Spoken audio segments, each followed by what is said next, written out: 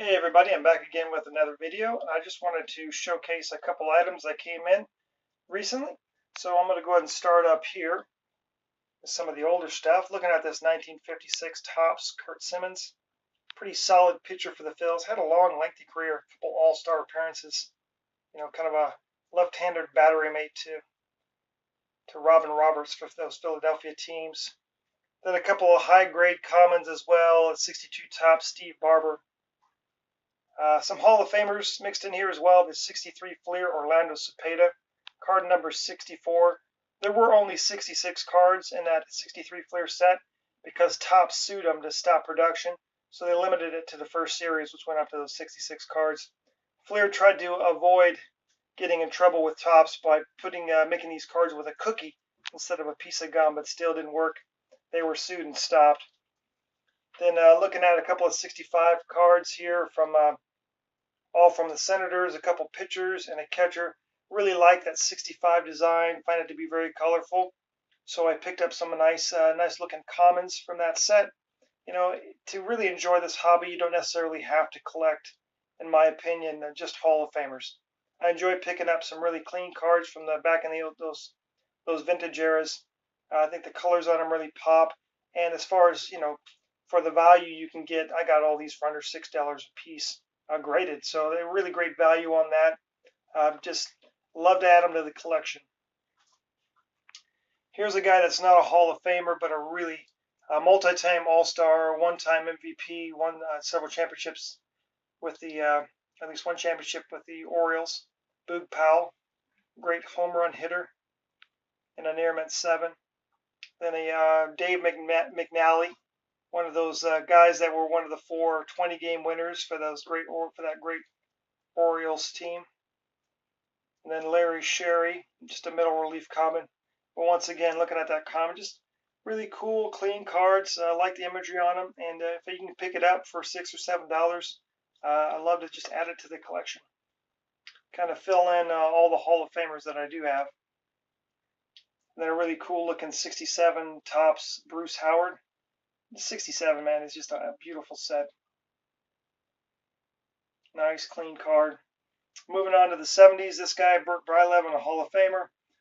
The 73 Kellogg's card, it's the only one of the 70s where they don't do the 3D imagery.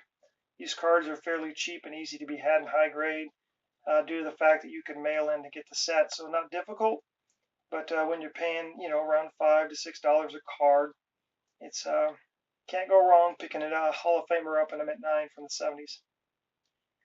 Then I am a big fan of the 75 mini set. Have it the raw set, if you've seen that in one of my other videos.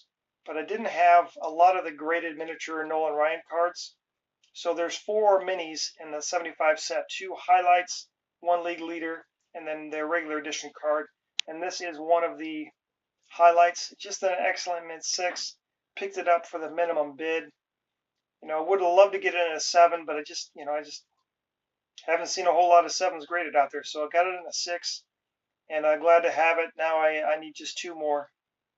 This highlight commemorates all the pitchers in 74 that threw no hitters. And then the other 75 mini, that Jim Palmer in a near mint 7. Coming down here and looking at this, some more modern stuff. We're no longer in the vintage era. This 88 Don Ross Roberto Alomar rookie card. One of the few Alomar rookies that were not part of a traded set.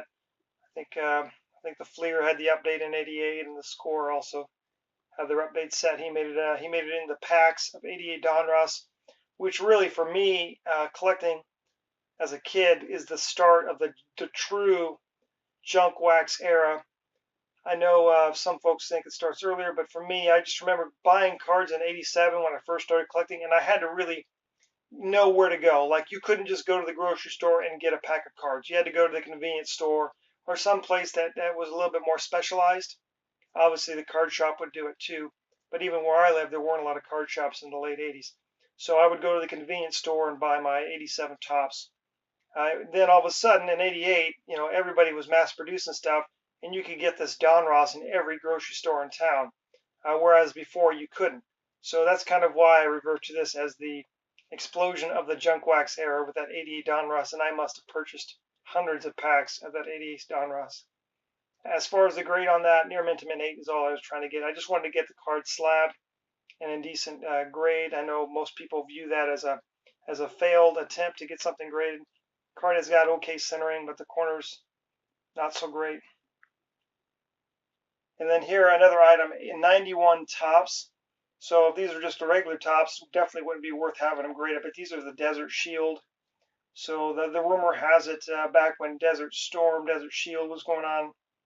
Actually, it was Desert Shield that became Desert Storm. Topps produced these to send over as kind of a thank you to the troops over in the Middle East. And rumor has it they produced about I think it was maybe 6,800 of these. So just under 7,000 of these cards.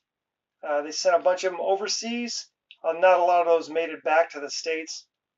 Some collectors were able to get their hands on some of these before they made it over with the idea that they could have some value. And they were very smart to do that because cards like the 91 Chipper Jones, extremely valuable, extremely rare to get that Chipper Jones Desert Shield.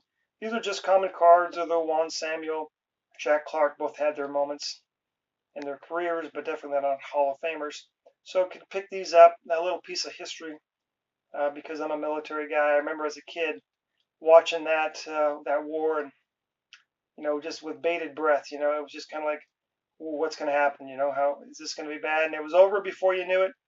But pretty cool little tribute piece that Topps put together for those troops. Then the last card here, maybe my most favorite from the set, this 1970 Kellogg's Don Sutton in a mint 9. You can see that it's SGC graded. They go on a 100-point scale, so it's a 96 out of 100, so a really sharp card. I may think maybe that bottom left corner as you're looking at it is the only thing that's holding this thing back from being pristine, because the centering is just amazing on it. Love the colors, love that 3D imagery. But pick that up for the Don Sutton collection and super excited to have it. Well, that is it. That's 19 cards I'm showing you guys. I hope you enjoyed it. Once again, I appreciate your posts and comments, and I'll talk to you again soon.